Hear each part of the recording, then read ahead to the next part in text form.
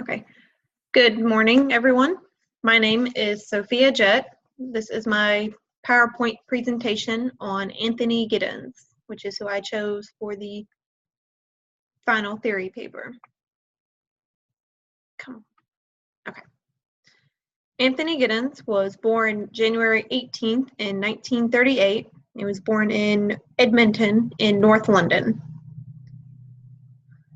He comes from a working class family, and he was actually the first person in his family to go to university. He attended his undergraduate school at the University of Hull.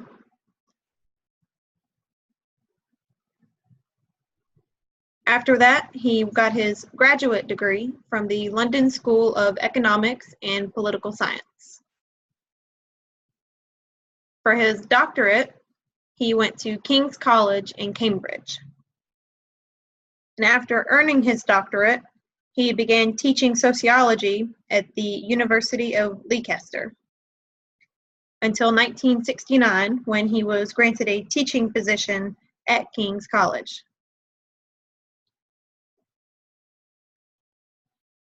He is known for being a political advisor due to his work in sociology. He was a political advisor to Tony Blair and was also included in meetings between Blair and Bill Clinton, who was president at the time, from 1997 and onward. His dissertation in graduate school was titled Sport and Society in Contemporary Britain.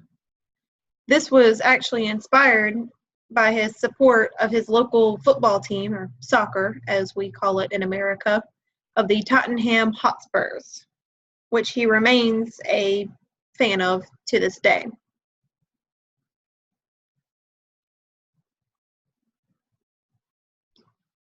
In 1985, he founded a publishing company called Polity Press that focuses on publishing books about social theory.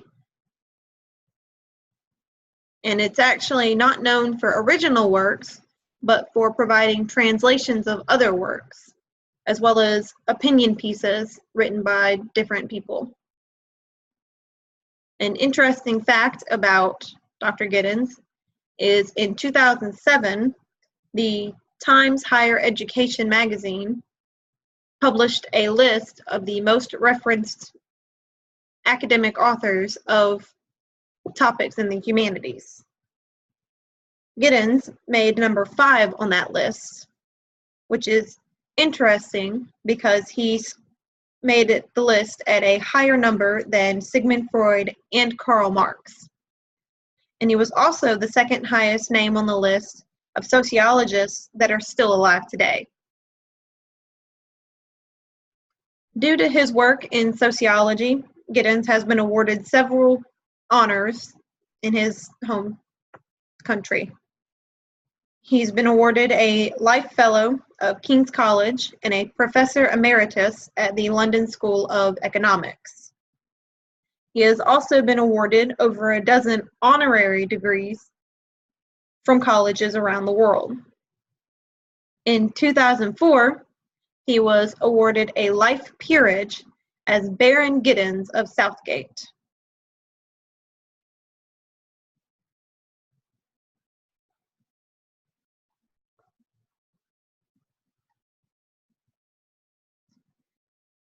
Giddens has published over 30 different books, as well as several essays, but he is still a humble person. In a review of a book titled Interviews with Anthony Giddens by Christopher Pearson, the review was written by Peter Baer. The book contains a collection of interviews between Giddens and Pearson, and it's a good collection of his ideas, and his career since the early 1970s. Baer writes that you see a more humble side of Giddens that the public doesn't usually see. Giddens in the book states that he's more concerned with teaching sociology to other people, and that becoming famous was an inadvertent side effect. He didn't set out to become famous, it just happened with his enthusiasm for teaching.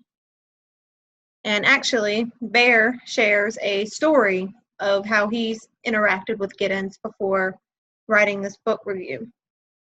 He says that while he was in school, he wrote a letter to Giddens asking for clarification on some pieces from Marx and Engels that he was reading in class.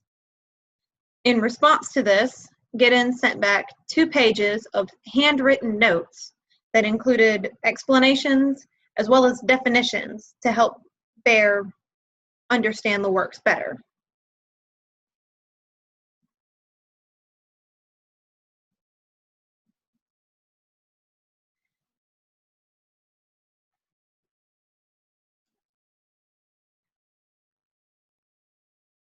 Giddens is also known for his third way of political thinking, which is a mixture between capitalism and socialism.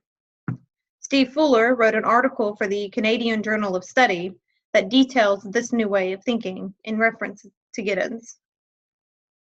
Fuller begins by stating that in today's time, sociology is not considered as relevant as it was in the time of Weber and Durkheim. And that is one of Giddens' actual goals, was to change the way that sociology is viewed, because he wants to teach it to everybody. Giddens is also known for being a political advisor.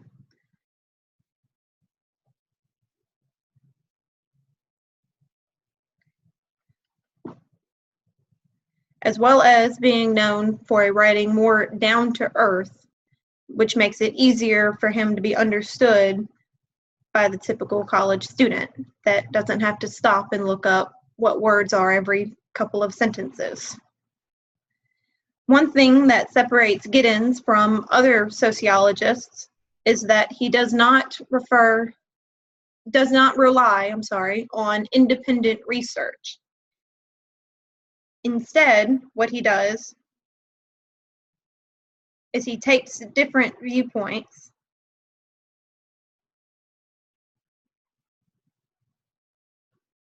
and he compares and contrasts different works.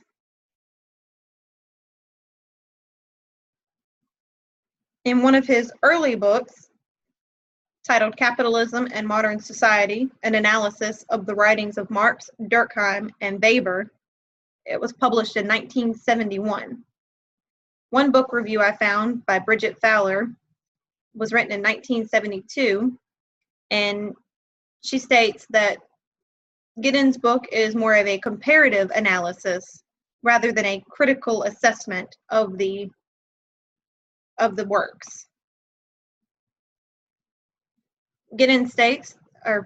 Fowler states that Giddens, in his book, develops his historical materialism view into an argument that there is a fundamental unity in the sociological treatment of ideas in Marx and Weber, and that's from Fowler, page 461. Fowler goes on to say that Giddens' work is useful and shows an interest in speaking more about the speculative themes in Marx, Durkheim, and Weber's works. As far as his contribution to modern society, Giddens has become known for citing different disciplines of social science, such as psychology, linguistics, economics, cultural studies, and politics. One example of him being able to be cited in different disciplines is an article written by Marley von Reuven, where she uses Giddens' structuration theory and applies it to new translations. Von Reuven states that Giddens claims that his structuration theory does not privilege either large-scale structures or everyday actions and interactions, but focuses on social practices that recur in a patterned way. And that's from Van Reuven, page 496.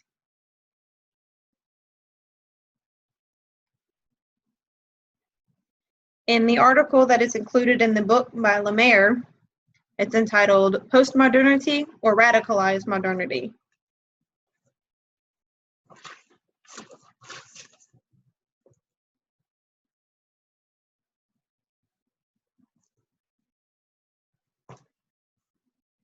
In this article, Giddens compares both Weber and Marx's theory of what modernity is.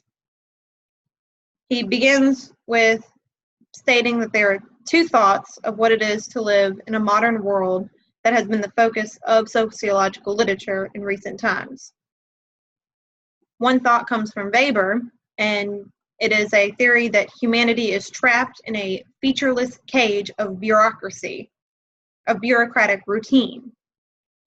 And he states that that actually is not complete, but that businesses create autonomy and allows society to make personal choices. But Giddens states it's not achievable in smaller groups. You need the widespread modernity like we have today in order to achieve that. The next theory that Giddens talks about, it comes from Marx, where Marx sees modernity as a monster, but at the same time an unfinished project. Marx believed that modernity can be tamed and controlled by society, but that capitalism is an irrational way to run the modern world. He states this is because there is no fulfillment of human need and that capitalism is driven by the market rather than the people. Giddens takes both of these theories and kind of creates his own by stating that modernity can be replaced by thinking of society as a juggernaut instead. He explains that modernity is a large power that humanity can gain some control over and keeping in mind that the threat that at any moment we can lose control. But Giddens does state that as long as the institutions of modernity are still active, then society will not be able to completely control it. Giddens does, however, explain that this idea of modernity being a juggernaut does not convey how complex it actually is.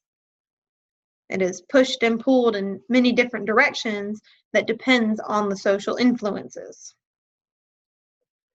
Giddens does state that there are 4 related frameworks that relate to each other and are connected. The first one is displacement and re-embedding, which is described as the intersection between estrangement and familiarity. An example of familiarity is a local shopping mall. When you walk in, you feel that it's a familiar place. Even though the stores are chain stores that are the exact same stores in other cities around the world, and when you walk into it, it still feels familiar because it's the same and what you are used to.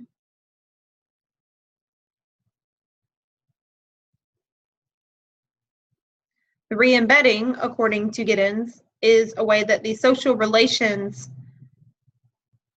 move away from a space and time concept. He uses the example of you visiting a relative far away without having to actually physically visit them, such as calling them on the phone or a video chat. And Giddens goes on to explain that that person is considered to be more closely bound to the person that they are connecting with, communicating with, than as if there was someone else in the room with them, because they have that sense of connection and you are estranged from your current setting towards the being able to talk to that person that you are communicating with. The next framework is intimacy and impersonality, which is the intersection of personal trust and impersonal ties. Intimacy refers to the idea that humans are living in a world of strangers. But Giddens states that that's not actually true. He offers the idea that something more subtle is involved. He's referencing previous times when anyone that interacted with someone came from those people being in the same place for the same reasons. And the only thing they had in common was those reasons that they were there. Something that Giddens points out is that there are ways that intimacy and the impersonality interact, such as money being an impersonal system that we can use to purchase the services of a psychologist or therapist that we then ask them to become personal with by putting our personal trust in them and talking about intimate details that we would not in an impersonal setting. The next framework that Giddens talks about is expertise and reappropriation. This is the intersection of abstract systems and day-to-day knowledgeability, as he calls it. Expertise refers to the amount of professional help that is offered to individuals. He uses the example that in modern media, such as television or the internet, anyone can become an expert as long as they do the research online, and it portrays relationships in modern times. Giddens states that in the postmodern era, there are no longer mysteries surrounding the way the world works because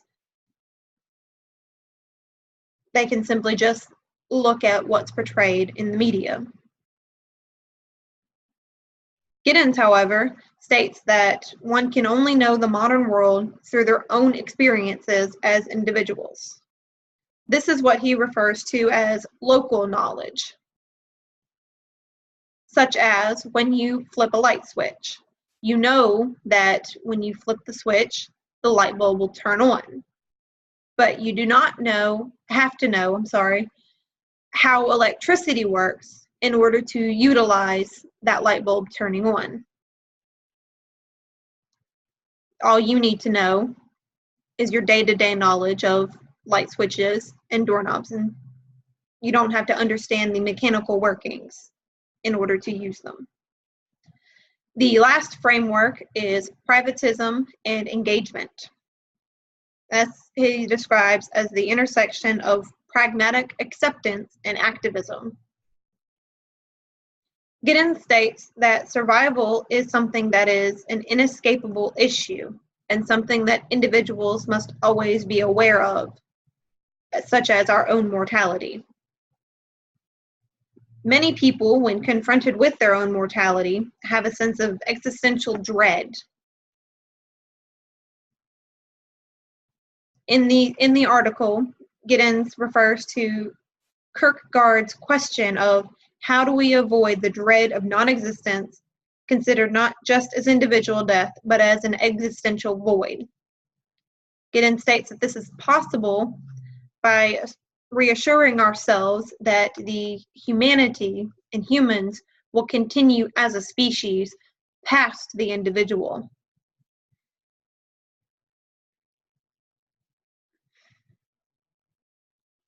In recent times, the threat of a global catastrophe has prevented humanity from reassuring itself that the species will survive. But privatism serves the purpose of an individual's day-to-day survival, but the activism comes into play because we as humans have a sense of connectivity and are motivated to work together to deter these catastrophes and make sure that the species survives.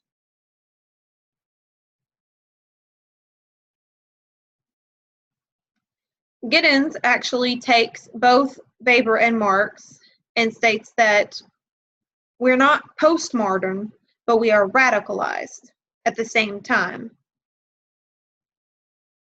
Radicalized modernity is a better explanation because we have changed what it means to be modern in today's time.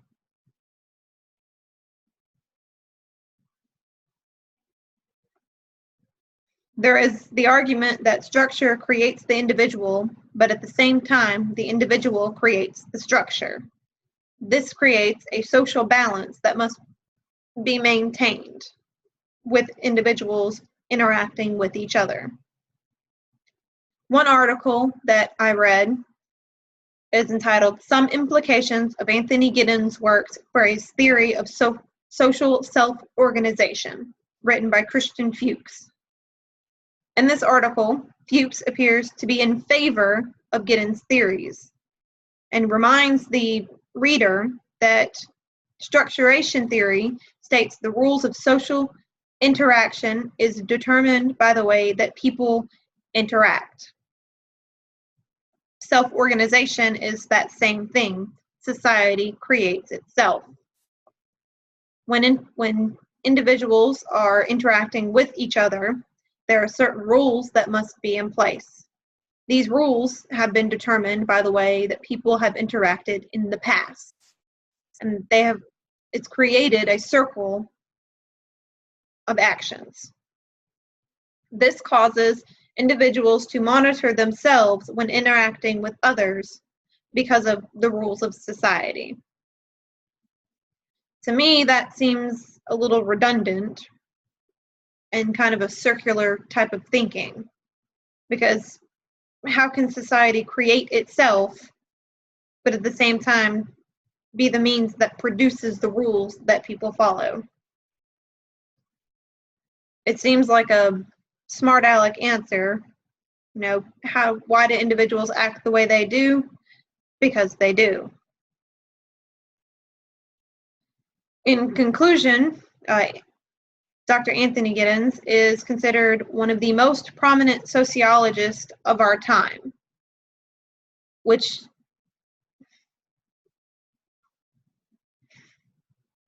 makes it easier that he writes in such a relatable fashion that's easy to understand by the modern person. Giddens' main goal is to simply teach sociology to other people and allow them to make their own theories and explanations, as well as comparing the old views with the current views and shaping them to a modern type of thinking. I liked him because he was not wordy and not trying to use a bunch of $10 words in order to sound like the smartest man in the room. He writes as to educate college students.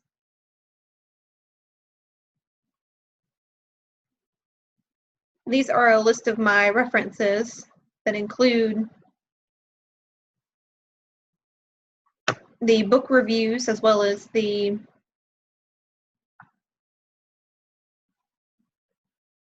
other books that I have referenced in this presentation. Thank you very much for this opportunity to educate you about Anthony Giddens, and